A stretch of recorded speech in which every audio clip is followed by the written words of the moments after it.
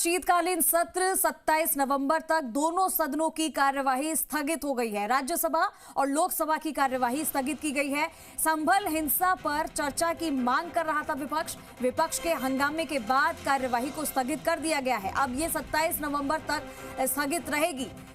तो आपको बता दें कि संसद का शीतकालीन सत्र जो कि आज से शुरू हुआ है और 20 दिसंबर तक चलेगा, लेकिन अब ये 27 नवंबर तक दोनों सदनों की कार्यवाही स्थगित कर दी गई है। राज्यसभा और लोकसभा दोनों की कार्यवाही को स्थगित कर दिया गया है क्योंकि चर्चा के दरमियान संभल हिंसा पर विपक्ष मांग कर रहा था कि चर्चा हो और विपक्ष के हंगामे के बाद कार्यवाही को स्थगित कर दिया गया। 12 बजे तक के लिए स्थगित की जाती है। सभा की कार्रवाई तो 27 नवंबर तक कार्यवाही स्थगित रहेगी। में रिजेक्ट कर दिया जाता है से चले होली नहीं, मैं भी चाहता हूँ यार, आपको पता है कि मैं तो सांसद के रूप में मैं चाहता हूँ कि आए यहाँ बात किए, चर्चा किए।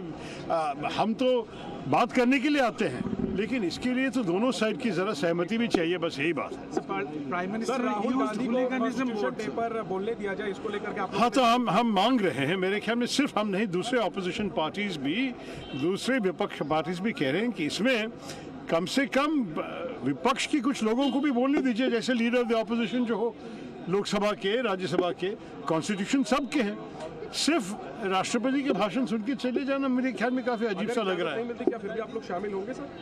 अब तक तो मुझे दूसरी कोई बात तो नहीं सुना। मेरे ख्याल में ये तो संविधान तो सबके हैं, तो नेचुरली हम इसमें तो शामिल होने चाहेंगे, लेकिन मुझे पता नहीं, ये पार्टी तो तय नहीं किया अब तक।